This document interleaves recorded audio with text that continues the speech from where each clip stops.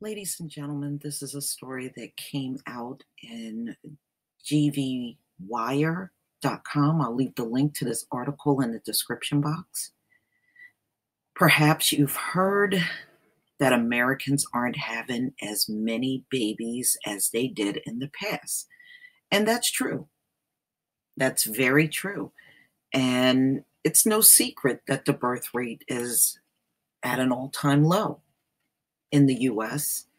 Is it a ticking time bomb? Just watching the way these folks are conducting themselves out in public and getting caught on camera, you better believe it is.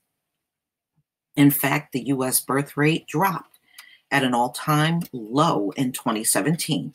American women gave birth to 3.85 million infants in 2017, a 2% dip from 2016, according to the Center for Disease Control.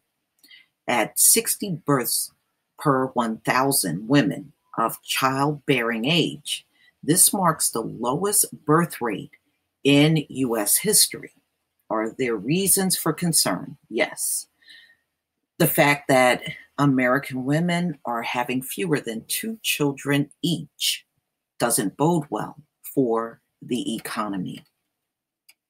The New York Times survey writes, Hillary Buick, science reporter for Business Insider, rich countries like the US and Japan are struggling to make enough babies. As sizable populations of older adults retire and age out of the workforce, younger people are having fewer kids. It's setting up a ticking demographic time bomb, readying the explode when there aren't enough young people to care and pay for the older generation needs. So, are today's young adults focused on themselves and simply don't want to hassle of raising kids? No.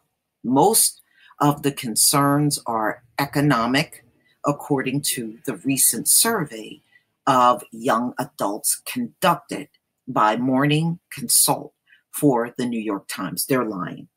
They're lying. They are lying. They are lying. See, you know what it is? They think if they say this kind of stuff that it makes them look responsible. No, it doesn't. It don't make them look responsible, ladies and gentlemen.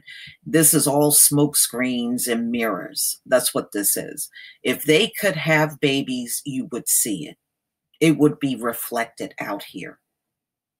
Many of them simply cannot have children. When I was working in corporate America, there were always women in the office that I worked in that struggled to get pregnant. And I remember this. So no. Mm-mm. Because the fertility rate, let me just go down a little bit.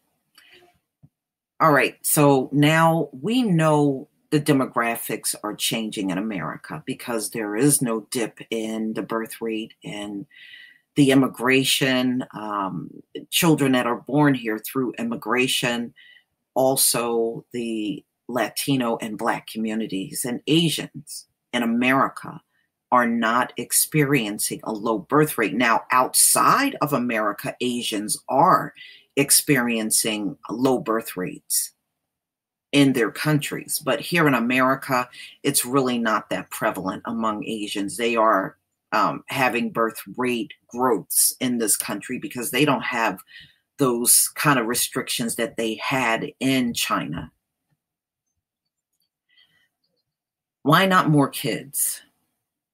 Number one reason cited in the Time survey for not having children was the high cost of childcare, 64%. Slightly more than half answered wanting more time for the children I have, and 49% said they were worried about the economy.